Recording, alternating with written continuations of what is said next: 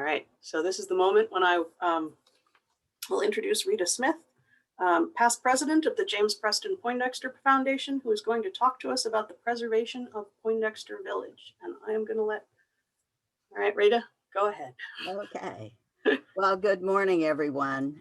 This is a good Saturday morning, and it's going to be a beautiful day. But I would like to say I truly appreciate the invitation and opportunity to speak today on behalf of the James Preston Poindexter Foundation.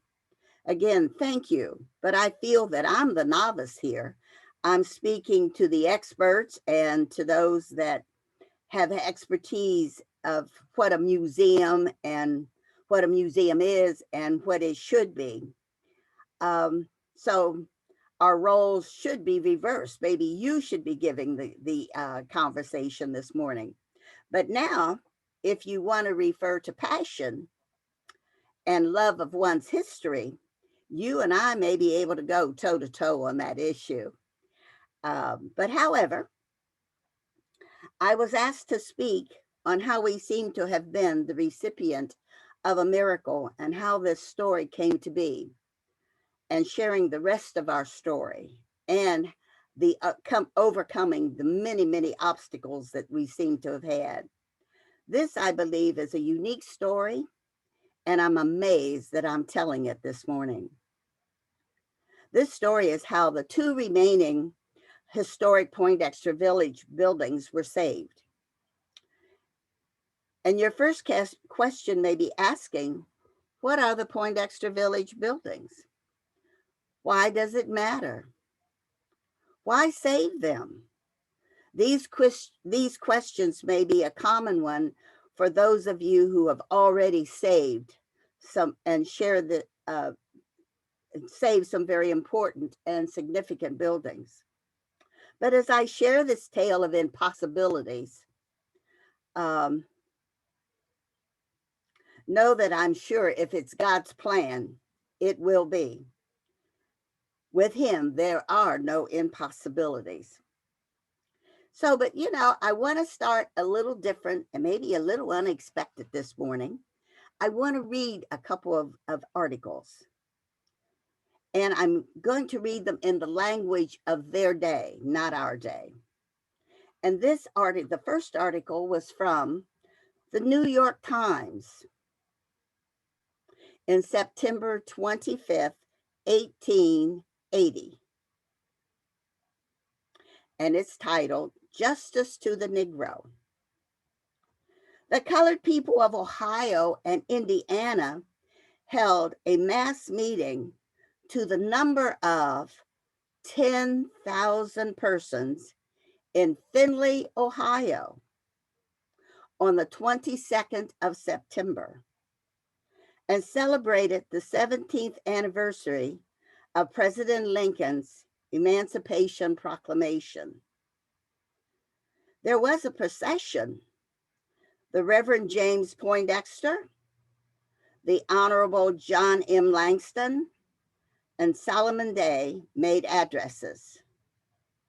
And letters from Grant, Senator Coughlin, and others were read.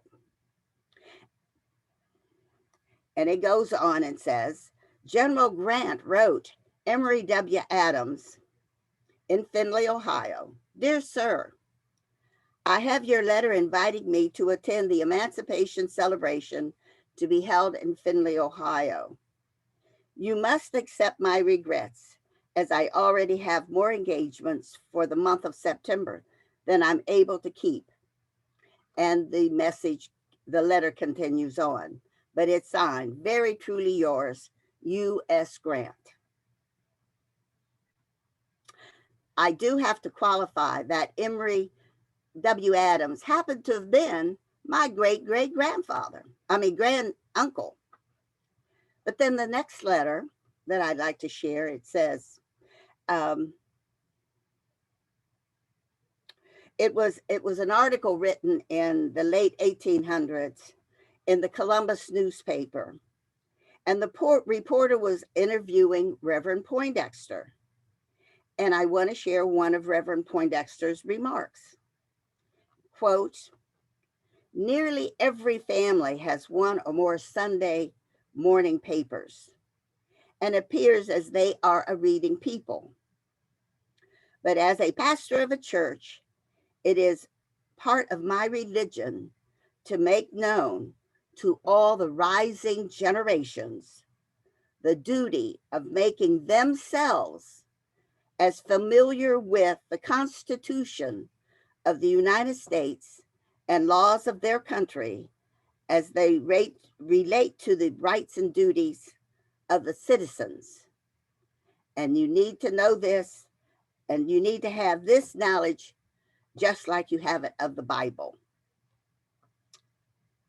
Now you ask, why am I sharing these two articles?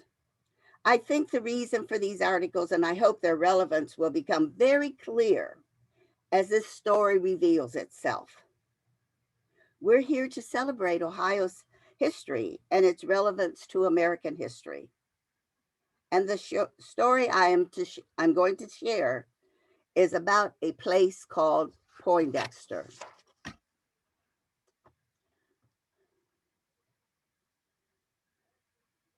I shared this story and the struggles of the Poindexter Village journey at our conference in 2017, but many of you were not there. So I would like to briefly refresh and share what we were so excited about in 2017. It sounds like it's an easy presentation to prepare, but believe me, it has become more difficult than I ever expected. Because I asked myself, do I want to re-experience 13 years of work, or do I want to use my energy to look forward to completing our dream? There is no way I can recount all of the committee meetings, all of the names of the groups that have been involved these many years.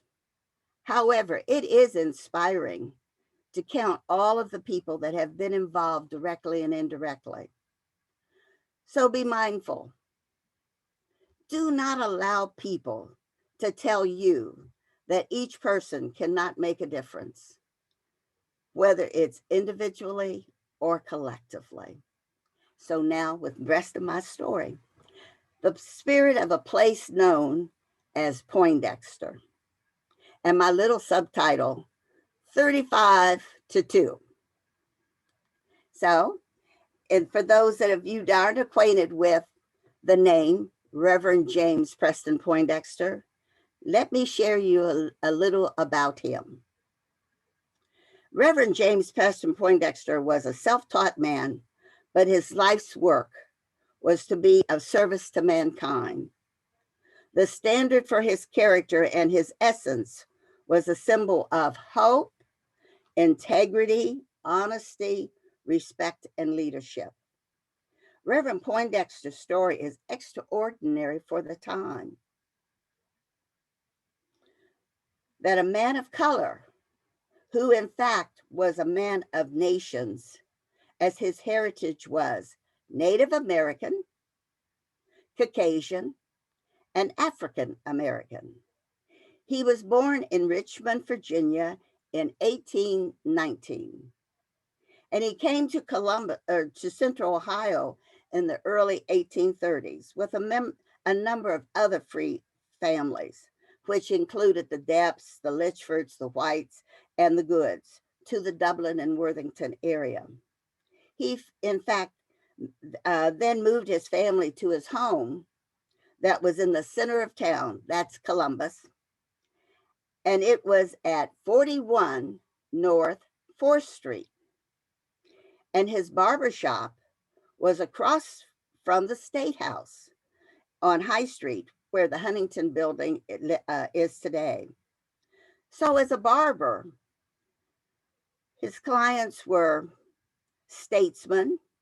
He also befriended at least 2 governors who became president and who sought his opinion and wisdom. While living on 4th Street, he was also a conductor on the Underground Railroad with a number of leaders in the community. His leadership also brought him in touch with others who were working for social justice. He was elected and appointed to many boards, organizations, public positions, which included the Columbus City Council, the Columbus School Board, the School for the Blind, and many political committees are just a few honors he held, which speaks to his respected reputation as a man of honor who was committed to social justice and a man of faith. He led the faithful of Second Baptist Church for over 40 years. In fact, we celebrated what would have been his 200th birthday in September of 2019. But that's about Reverend Poindexter, but we're talking about the power of place, and that's Poindexter Village. But at a time, when many of you are probably too young to remember the days of the Depression. In the late 1930s, the nation was recovering from the Great Depression when public housing needs was addressed by President Roosevelt's New Deal. This program was designed to relieve substandard housing conditions and create jobs and business opportunities through expanded housing construction. It also addressed the needs of the new migration after World War I and the airmen from Lockbourne Air Base. The goal was to provide decent, safe, affordable housing that would allow residents to transition to home ownership. A section of the east side of Columbus, in the area which Black citizens resided, that included small business and housing, of which included a little square block, a very substandard housing, which was known as the Blackberry Patch. Well, that area was cleared for this public affordable housing development. There were 426 units in 35 buildings, and this was built for the African American citizens at the cost of $2,098,000. And it was to be one of the first completed complexes in the country. It was Columbus's architect consultant, Howard Dwight Smith, who happened to have been the designer of the Ohio State University horseshoe. These buildings were built to last 100 years. They were modern townhouses and were designed to provide safe places for children and family activities. The village was a success. But the Poindexter story cannot be told without the stories of the people who made the village a success. The list of the successful residents is impressive, and I would love to share you that long, long list. But from the beginning, the village was the place to live.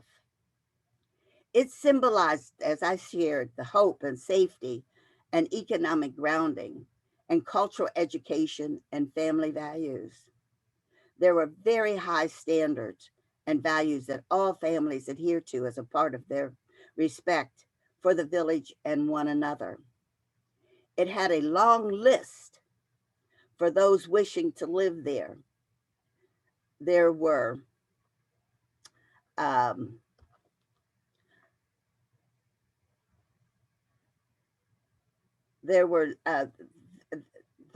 new amenities, such as then the new tapping ranges, steam heat, actual telephone lines.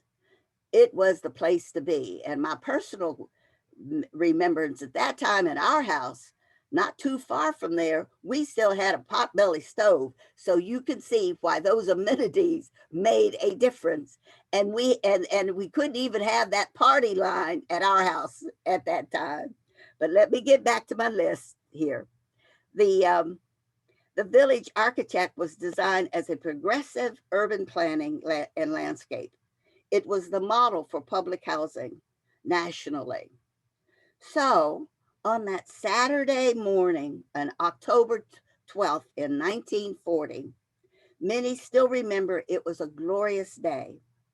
There were great crowds, which included many excited children who are now our elders, who have many warm memories of President Roosevelt in that open car coming to dedicate a place called Poindexter Village.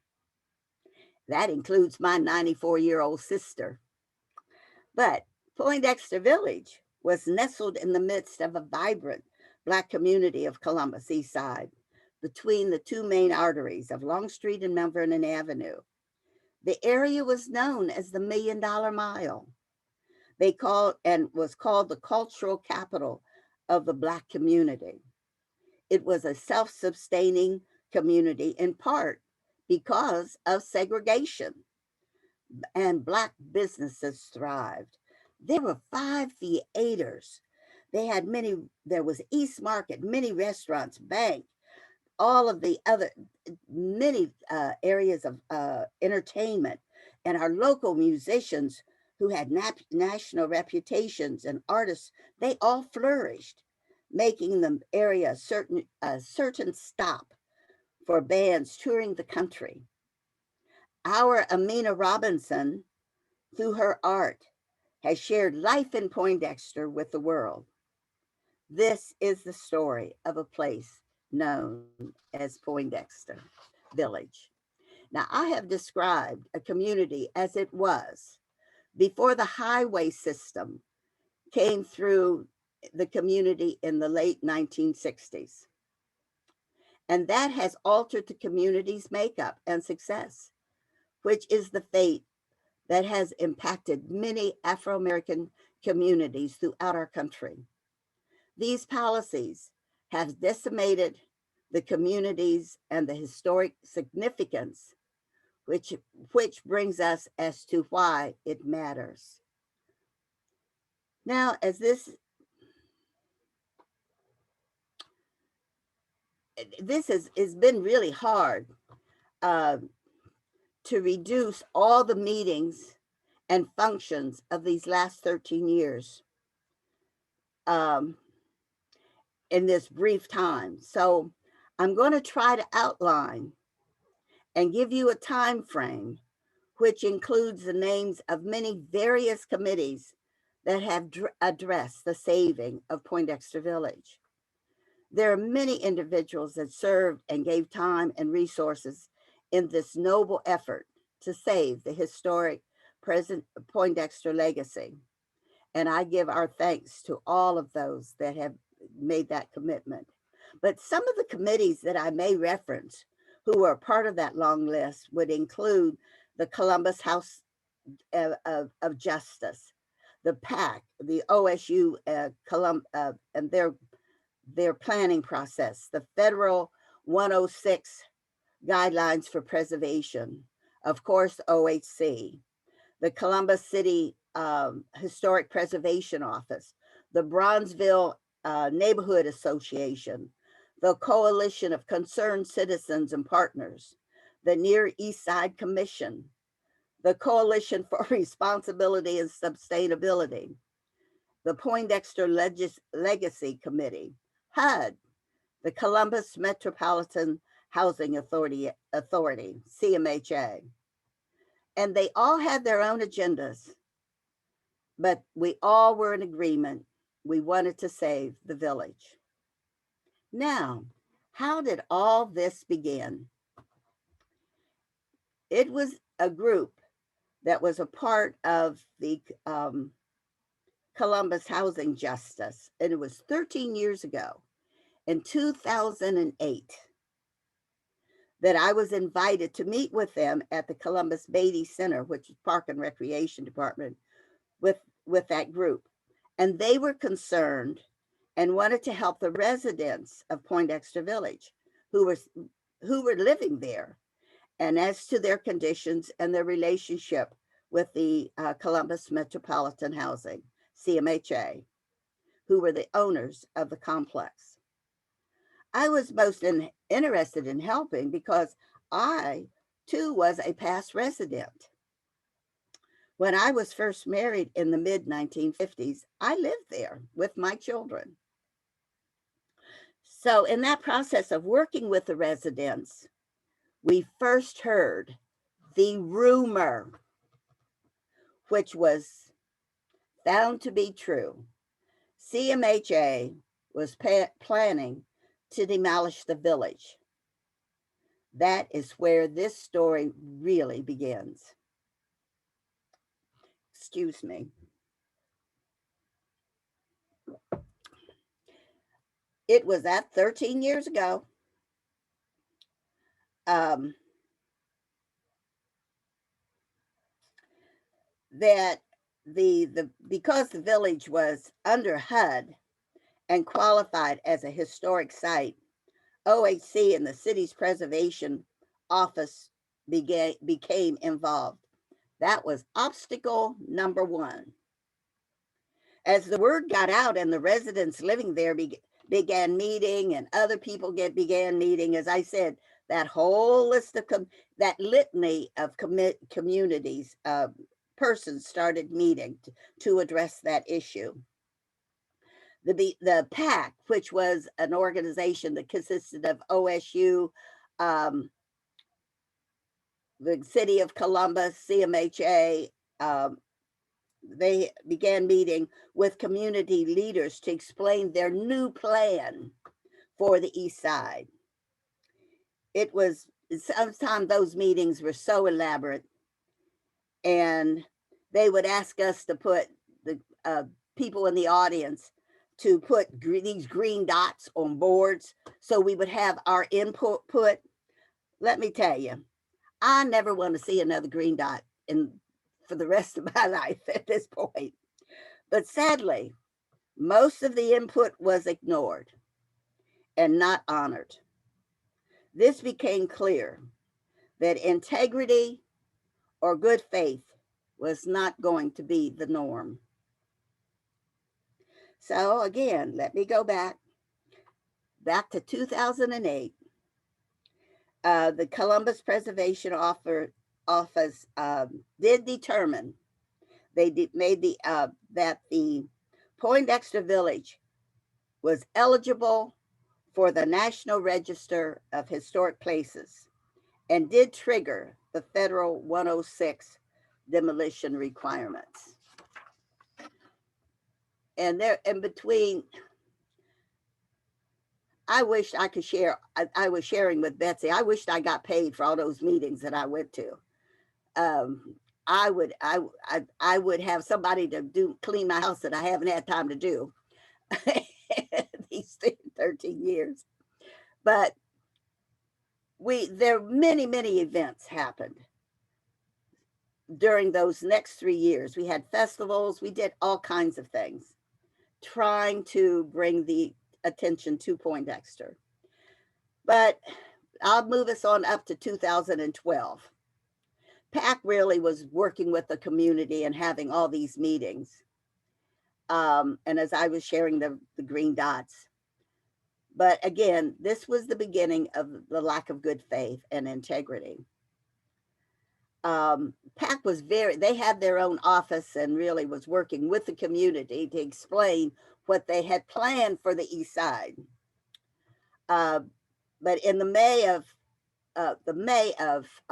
2012, the official 106 process began and was implemented. And a part of that, they had to have a historic advisory committee.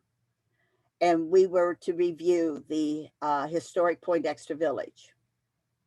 So we worked diligently, and that included professional people and community people. So from June and July, we really worked hard to make that case for the village. But at the end of July, CMHA said, bye, we're finished.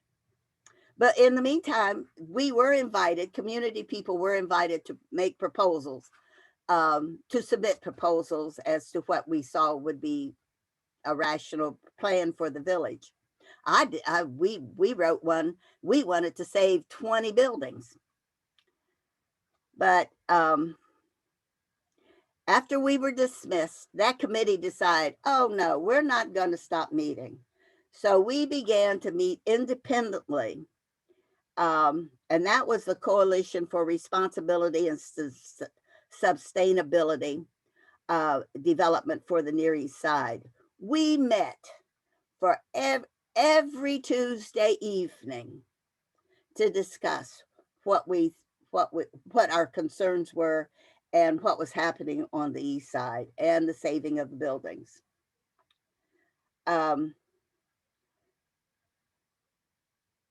That went on all throughout 2012. So now we're up to 2013. And that final MOA and part of the 106 was signed and released. And but a part of that MOA, they had to have an expert group. And they had made a decision that they would save 10 buildings for residential use. And the expert groups included architects and a lot of folk. And they did a very thorough investigation of those buildings and determined they were in good condition and were eligible for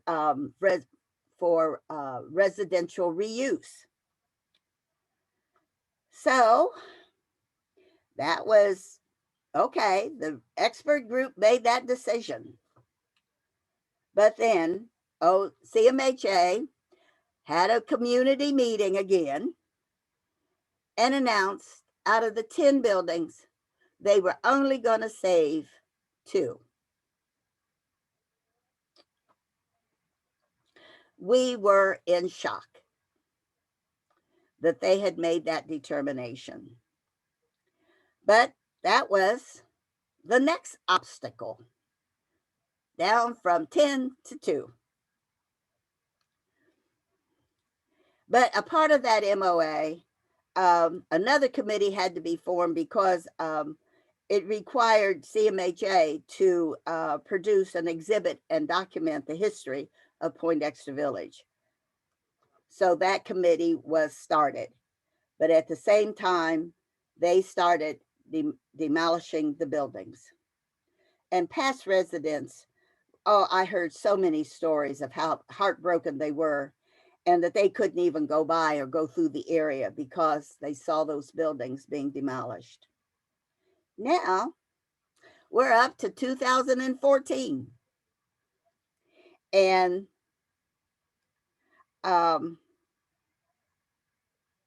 in February of that, Julia Lynn Walker, she joined our group very late in the process, but she saw that if we wanted to do any fundraising, we needed to be incorporated. So we did. That was when the James Preston Poindexter Foundation was incorporated as a nonprofit. And we held our first real board meeting in August of that year. It was 2014. And trying to develop a board that was all passion and no finances. And it always came up. We had 3 options. 1, to find being independent, finding funding on our own. 2, go to the National Parks Service and see if they would take on this project. And then I would always say, well, do you think the Ohio History Connection would be interested in a new site? And everybody say, oh no, they're not interested in a new site. So, okay. And but those were always that was always the reaction. So there we were struggling. How are we going to do this? Rita, I'm just going to note that you're at about a half an hour now. So I am already. Yeah, you have about 20 minutes left. So well, I'm 22, 25. So okay. But anyways, I happened to know one of the staff persons, and we were at a conference, and it was this was now 2015 that I went to Liz and said, "Do you think OHC would be interested?" And she said, "Well, I'll see." And so, guess what? The very next day, I got a call. Yes, they were interested. So in September of 2015, we submitted our application. But let me hurry on. And you know the process, what that took. So now we're in 2016, and Mr. Uh, so the letters and meetings had been held. CMHA was informed. The CMHA or OHC was interested, so they were fully informed of the intent to see about becoming a site. But on the day of, and they had just received a letter on July 1st from George that, this is the process. But July 7th of 2016, CMHA had a huge committee meeting.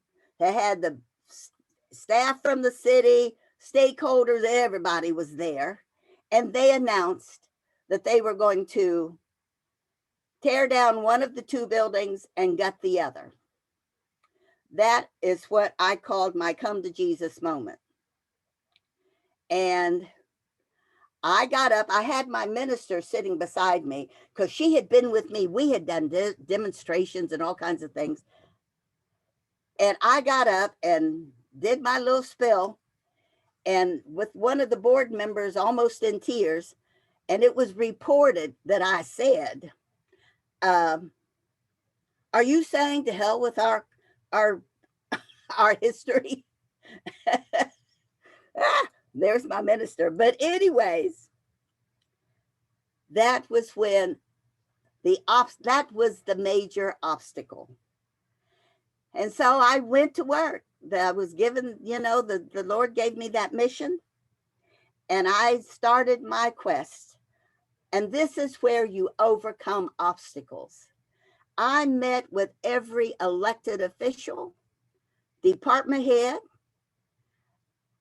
at the city, at the state level. I wrote God and Country, which included the president, HUD, Preservation Office. I wrote everybody. And of course, all those city council meetings. I was down at city council so much that the guards almost just gave me a badge. But come February, but the process through OHC approved our model after all those meetings and approved. And I was in that board meeting when they made that decision. And I believe the Lord was truly there, because after Anthony had given they had given all the information, the board approved our partnership. That was December of 2016. So in January or February of 2017, Mayor Ginther announced in his State of the City speech that he supported the preservation of the Poindexter buildings. And it was in June of 2017 that the city council and Councilman Tyson work approved $1.1 million to save those buildings. That's how you overcome obstacles. You got to stay with it. You got to be there. You got to meet folks face to face. And they did open that exhibit and all of that. I'm going to just keep on going on. Senator Craig, in 2020 and 21, we just reintroduced it. He has also submitted a bill designating the Poindexter buildings as a historic site. So I'm going to skip over some of those other things that we've done, but to overcome these obstacles for a dream and vision to come true, there has to be action, process, purpose, clarity, and commitment with gratitude. As I shared, I met and wrote those many letters. But you know what we do so often, we forget to share with our young. Everything we do must have the standard of integrity and gratitude. Almost everyone that we communicated with understood we will tell our story in real terms with integrity. Also, for respect to them, each person that we had communications with received notes in some manner of our appreciation for their time and support. That really made the difference in overcoming our obstacles, ensuring we conveyed that we're committed to following Reverend Poindexter's core values and standards in conducting our business. So we have overcome those obstacles, but now the real purpose of the Museum and Cultural Learning Center, which will tell the real story of to our future generations of the contributions and achievements of the Afro-American community in Central Ohio. It is a rich and deep history. And we know too many people know the surface level, but they don't know the depth of that history.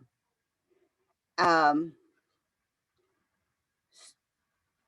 our one on what we, that we will tell, we made that commitment to everyone that we met with to tell the truth as to the core, that will be the core part of the museum. I remember a few years ago, one of your speakers was sharing the stages of a nonprofit. Well, we're now from startup to, and it should go from start to maturity. Do you remember that presentation? Well, we're trying to grow from childhood to adolescence right now.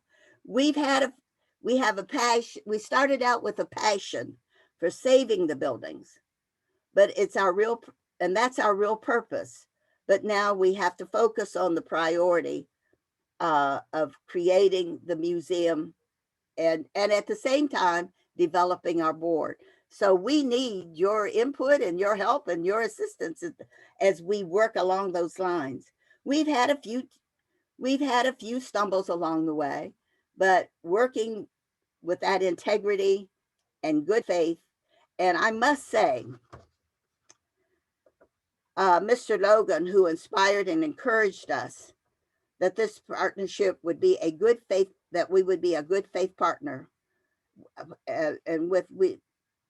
and we're growing into the next stage of developing the museum and cultural center.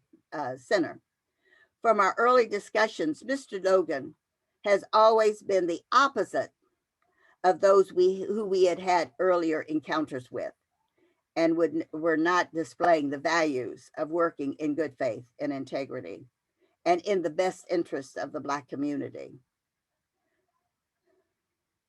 So uncovering the stories of the Afro-American history has gone untold and undervalued far too long. And I received it, as I said, I give everybody feedback, which included this person who sent me back an email, and let me share the encouraging words of Mr. Bunch, the secretary of the Smithsonian. And he said, in the midst of this virus, and this was all written in 2020 when we got into this virus thing.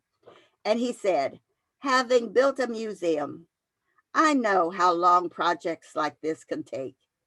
And I was impressed to see how much work you and the foundation did from your incorporation in 2014 to today. So as you noted, it is so important for our communities to understand our history, underscoring the importance of work like yours and bring the narratives of people like Reverend Poindexter to life. Also, his words in of support that he gave us in 2017 helped to inspire us to keep on keeping on and overcoming all those obstacles. Thank you. And I'm open for questions. All right. Do you want to show some of your pictures first, or Yes, do questions please. first? All right, let's do the 1 second. All right. So you're the one who knows what these are, Rita. So that was they started we demonstrated. I even had my minister demonstrating out there in front of CMHA back in those days. Okay, next. That is building was while residents, and that's, you could tell by the car, that was way back while people were still living there. But that's how the buildings look. Yes. Sorry, I go too fast And sometimes. this building, I didn't share with you, this building shows the buildings faced each other with a courtyard. And if you, that tree in the background, the front one, the one in the foreground is gone. But that tree in the background is called Miss Rita's tree, because I told them when they were going to demolish those buildings that I would plan to tie myself to that tree and call a press conference. So that's the tree that's left. That is the exhibit that we had at COSI. That was a part of the 106 process, that they had to have that exhibit. That was, and then this was when the group helped put together our interpretive plan. We always include the family, and this is people from the community as well as members of our board. And this is when we rededicated the buildings. And there is your chairperson, Mr. Lucas, and Mayor Ginther, and all of the city council persons, and Herschel Craig, who has Senator Herschel Craig, who has submitted has resubmitted the bill to dedicate those buildings as a historic site. And that was, we did put that sign up so that people in the community would know what was going on. And as you can see, the buildings were still, had the coverings on the doors and windows. Since then, and that was the one thing we got through between 2021 and 20. Last year, they were able to finish putting in the windows and doors, duplicating the way they looked originally in the original buildings. The buildings look spiffy now. They're really great. All right, that was all the pictures we had. And I'm sorry I missed one with Reverend Poindexter. I missed that. So let's see. We have a thanks. We have a question from Nina.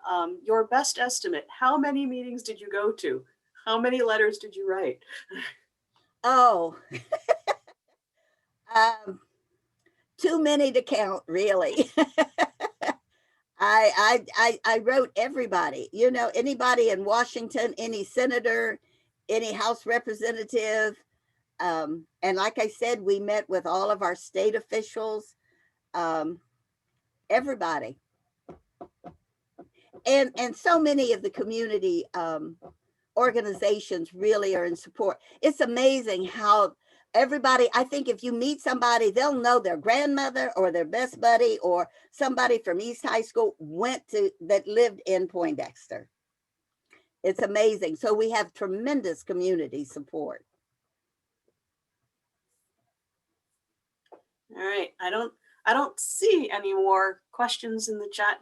Does anyone have a question that they'd like to unmute and ask that they would like to ask verbally or throw into the chat for me? I do, Betsy. Not to bring up a sore subject, but why did the housing authority want to tear down Poindexter?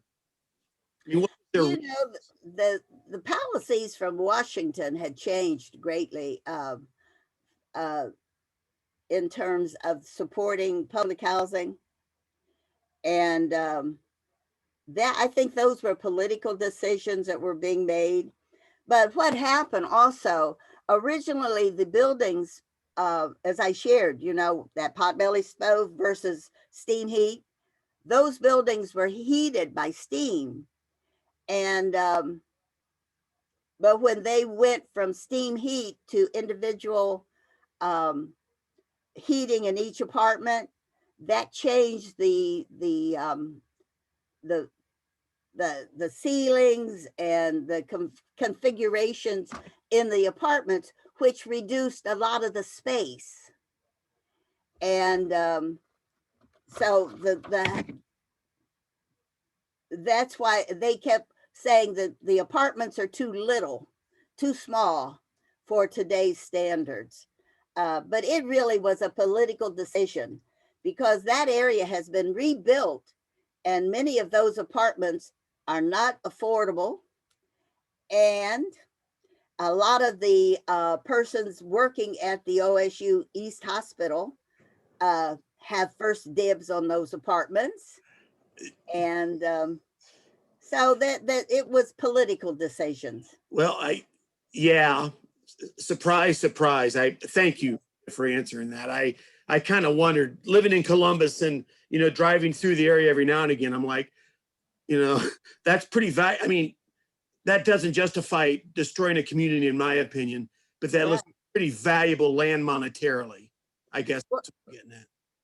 And I'm glad you said that because, you know, so many new developers that come to our city don't know our history and have no respect for the significance of the buildings and the communities, and they come in and tear down. Yeah. And I would think if they knew that or at least respected it, maybe they don't know it, but at least they respect it. I would think that would be better overall because the people living there, you know, respect the history of the community, respect the community. They'll take care of it. Unlike, you know, coming in new and, you know, building whatever, and it has no history. Right. I mean, the new stuff has no history. No. Yeah. Anyway. And no character. I always said, you know, we spend thousands of dollars to go to Europe to see old buildings. Ditto. Thank you. And I should say also, you know, for my to be 85th birthday coming up, with all that we've gone through, I do say that I should be absolutely, my hair should be absolutely white with all the stuff we went through. Let me tell you, some of those meetings and board meetings at CMHA, and it was amazing what we did go through. And I have to say, I have worked with wonderful people from OHC. Every staff person I have worked with has, throughout this whole process, has been absolutely wonderful. And so I couldn't have asked for a better partnership if I had planned it on my own. I promise we didn't pay Reita to say that. That was, nor invite her on so that she would. All right, we've got another 3 or 4 minutes before our break starts. So Reita, if you have anything else you'd like to say, I don't know if there's other questions in the room. We did have a wonderful exhibit there at OHC.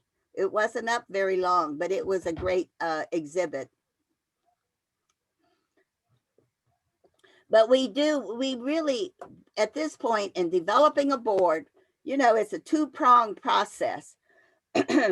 We're trying to develop, some of you have built your saving sites that have a particular history, and it's easier in developing a story or a smaller story, but we're trying to, there is no place for us to celebrate and to explore and to research our Afro-American history. And it is just like that tree, you know, it's got roots to support the tree. But if you don't know your history, and I know I'm talking to the choir, preaching to the choir, but you know those roots, you've got to know your history. Too many of our children don't even know who Martin Luther King is. And I say, Reverend Poindexter was the Martin Luther King of his day. And if you go back to what I started out, if you look at, they reached the national audience in 1880. And when we talk about letter writing, I guess it's in the genes, because it was my great great uncle who wrote Ulysses Grant to come to Findlay, Ohio. And can you imagine 10,000 people? I would like to research that some more. 10,000 people in Findlay, Ohio in 1880 on buggies?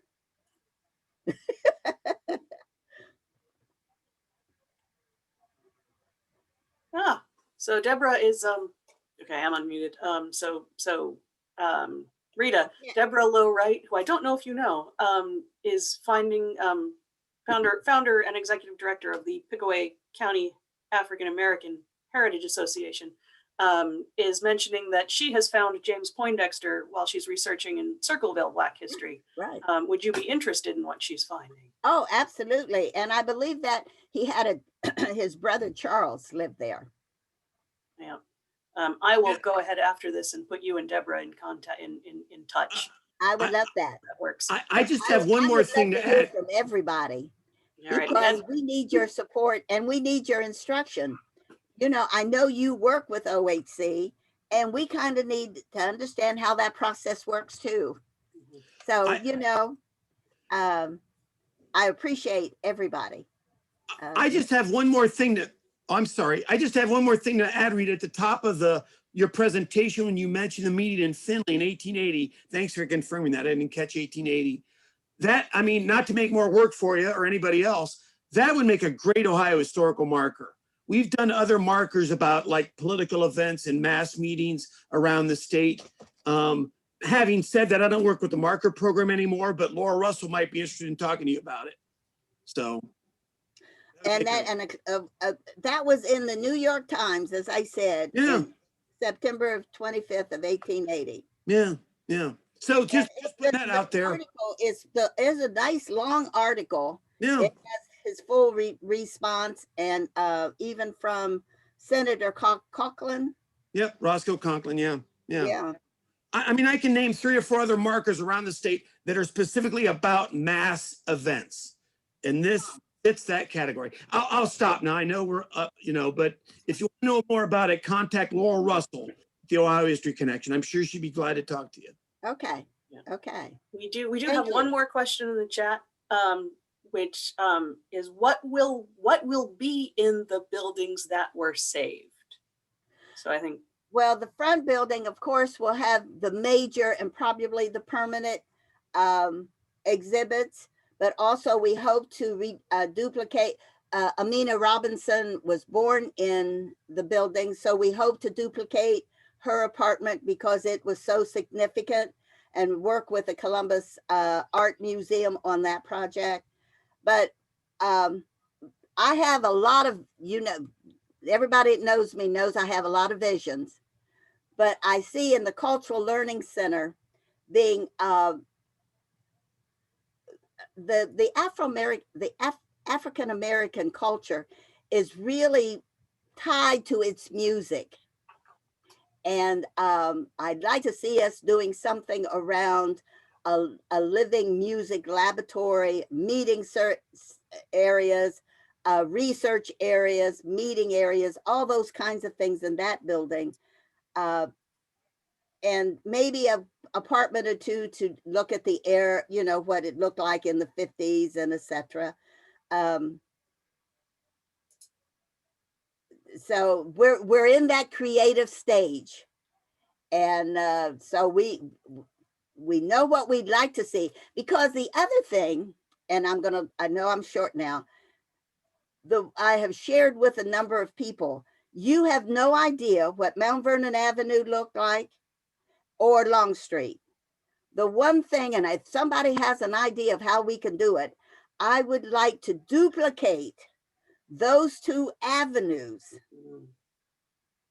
so our children can see that we had successful Black businesses and theaters, as I shared, and then, you know, up here in Findlay, I'm not the technical person, but you know, you press a button and it will tell the story. I just see us doing something like that. So we got a lot of ideas, and my visions are broad and wide. So, and I guess I got that tenacious tenacious gene. We'll try anything. But thank you for listening to me. I appreciate each and every one of you, and I love you all. And thank you so much for presenting, Rita. This was truly fantastic. We appreciate you going. We appreciate you coming and talking to us this morning about it. And as Leslie Blankenship mentioned in the chat, thank you to Deborah Lowe-Wright for suggesting that we invite Rita to present, and thank you to Leslie for reaching out and getting you to and asking you, making that happen. So I'm going to